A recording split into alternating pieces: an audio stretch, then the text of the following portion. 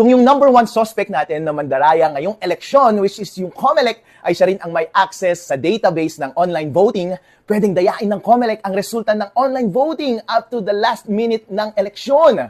The only way na ma-secure totally ang resulta ng online voting is gayahin yung ginagawa ng mga nangungunang cryptocurrency sa buong mundo, which is lahat ng transaksyon ay cryptographically signed at rinirecord sa blockchain at yung mga database ay decentralized at distributed. Ang downside lang nito ay pwedeng maibenta ang boto ng mga botante sa online voting. Pero okay lang ito kasi yung typical na gumagamit naman ng online voting ay yung mga OFW at hindi sila yung tipo ng tao na nagbebenta ng boto. Pwede nilang makita pa rin yung mismong encrypted votes nila. Pwede pa rin makita anytime. Kahit 2 linggo na nakalilipas, pwede pa rin nilang makita pero hindi po nila makikita yung mismong pangalan ng mga binoto nila kasi nga po na-encrypt na.